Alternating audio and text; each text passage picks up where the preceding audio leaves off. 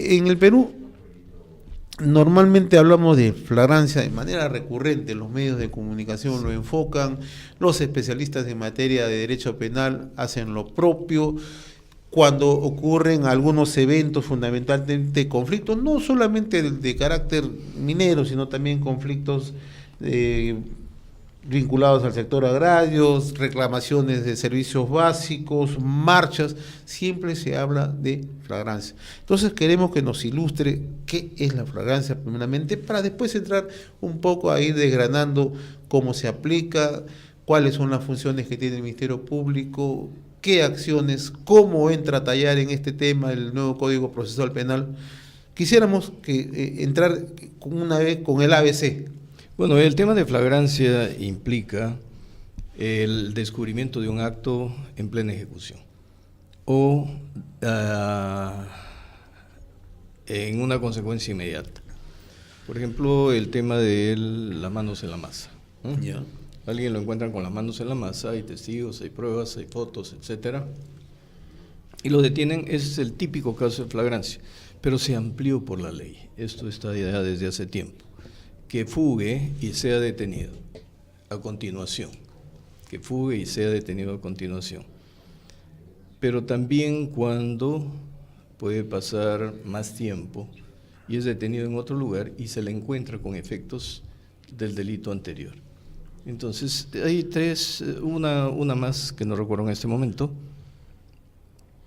pero que a eso se considera delito flagrante, es decir, que se tiene al sujeto autor del hecho y todos los elementos probatorios para adquirir una convicción sobre su responsabilidad penal.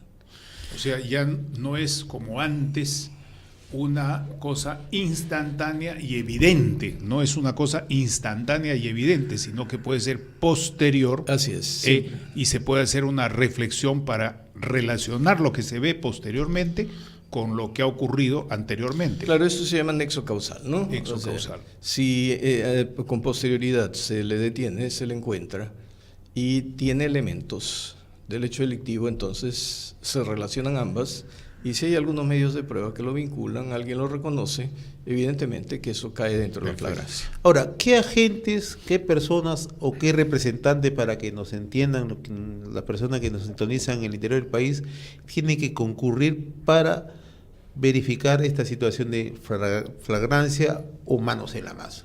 Bueno, el nuevo Código Procesal Penal habla del arresto ciudadano, ¿no? ¿Ya?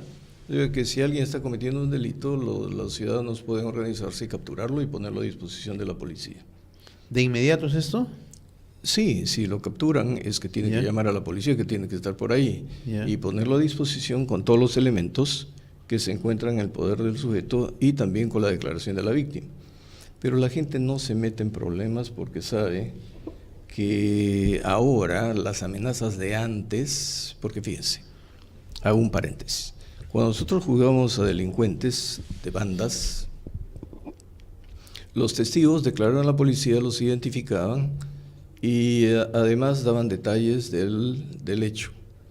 Pero después en el proceso ya oral, venían y se retractaban de todo, o empezaban a dudar y a balbucear.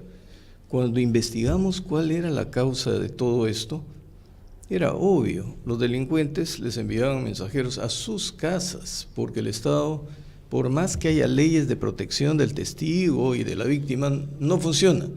Entonces van y le dicen, te pago, te compenso y retráctate. Pero si no lo haces, tienes hijos, sabemos por dónde andas, dónde estudian tus hijos. Entonces, mire, estoy hablando de hace más de 15 años. A partir de entonces se ha venido gestando este tema extorsivo, ¿no? Donde se amenazan. Entonces, por eso es que la población no se involucra, porque o va a venir la repercusión. ¿Se acuerdan un caso en el Callao? ¿Ya? Que llegó un sicario, mató a alguien y una señora salió y lo describió y a las 4 horas la estaban asesinando a la mujer.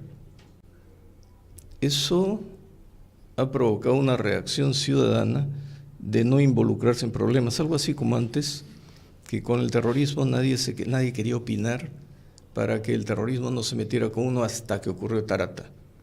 Cuando ocurre Tarata, todos se dan cuenta que no estaban seguros en ningún sitio y recién comienza a funcionar la ley de arrepentimiento.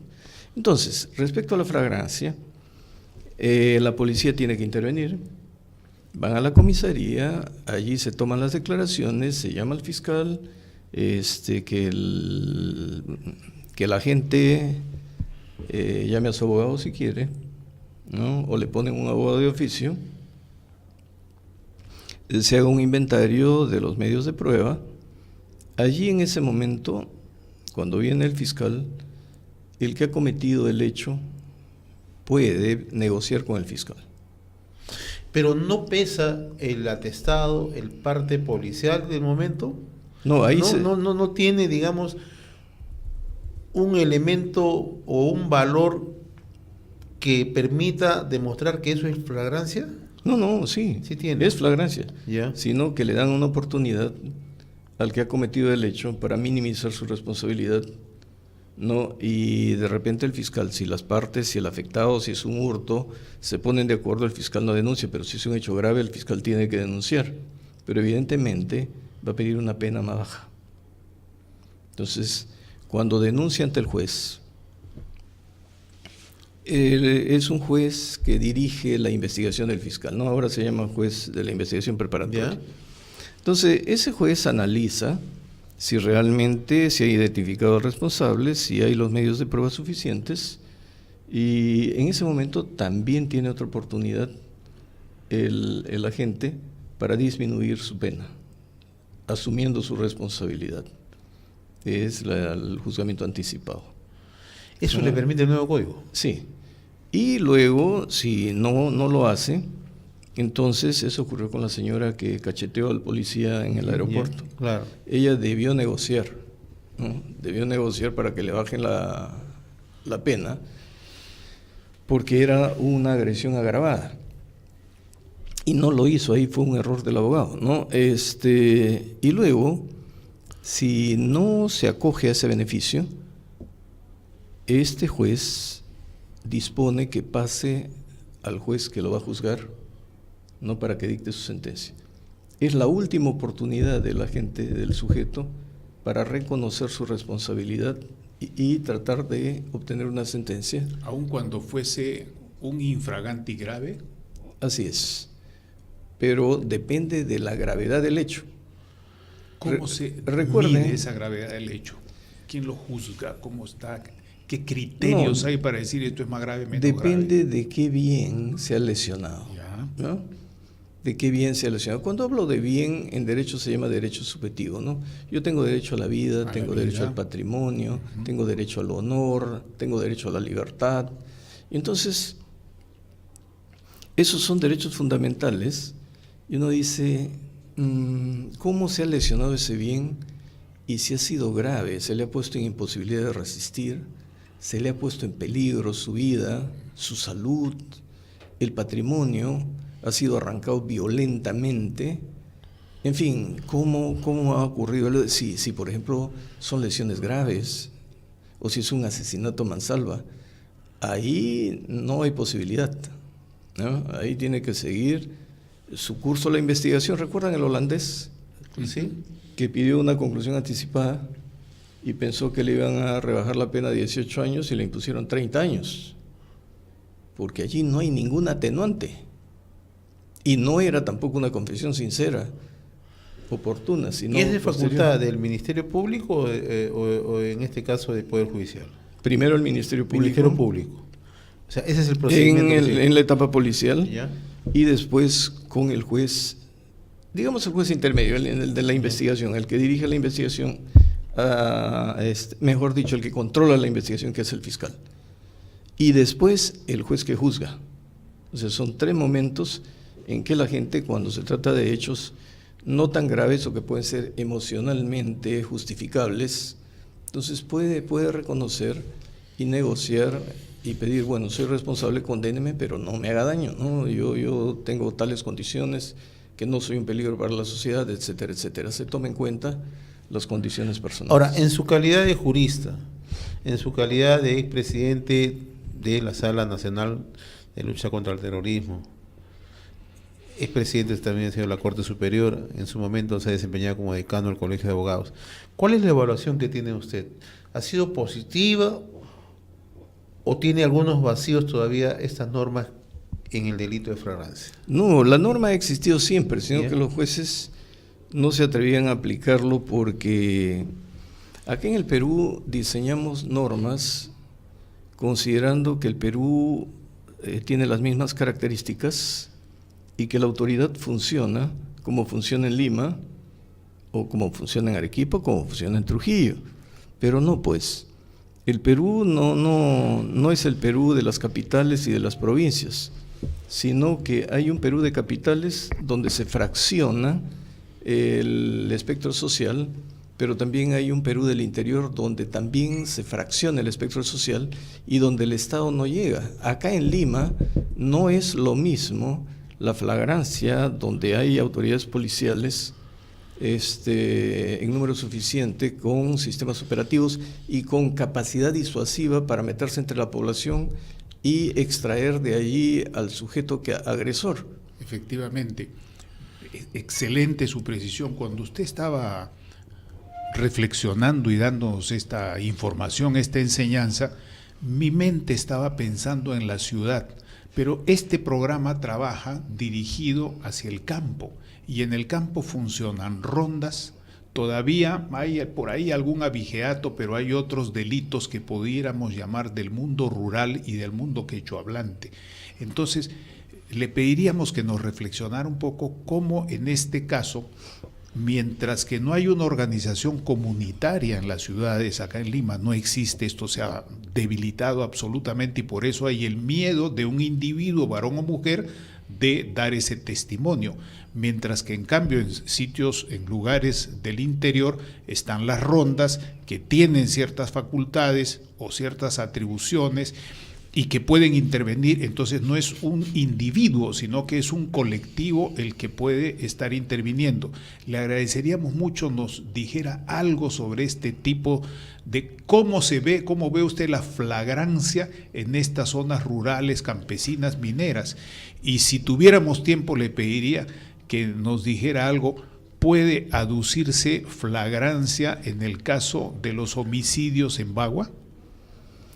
A ver, sí, claro que sí, siempre y cuando se logre identificar y detener, ¿no? Pero allí la investigación es más compleja porque era una especie de fuente ovejuna, todos a una, era una comunidad de miles de gentes. Pero hay una grabación, por ejemplo, hecha por el Vicariato de Jaén, grabado, en la cual se ve que están llevando al mayor Bazán. No, ese caso sí. Ese caso sí, porque se tiene a los autores. Pero como todos sabemos, el evento tiene instigadores, hay diferentes responsabilidades. Ellos pueden ser los autores directos. No sabemos los coautores. Así es. Y en el caso ¿Dónde están los cómplices primarios, secundarios y dónde están los instigadores? Por lo tanto, eso requiere un proceso ordinario, normal. Y en el caso de la estación 6, allá han estado 51 días y se sabe por turnos y por los registros de la estación 6 de Petroperú quiénes eran los dirigentes o los custodios indígenas que estaban ahí o mestizos que estaban con los policías que luego fueron muertos con arma blanca. Pero claro, eso se sabe, pero vuelvo a repetir, es una cadena. Es una cadena de organización, pero no, la investigación no puede demorar tanto.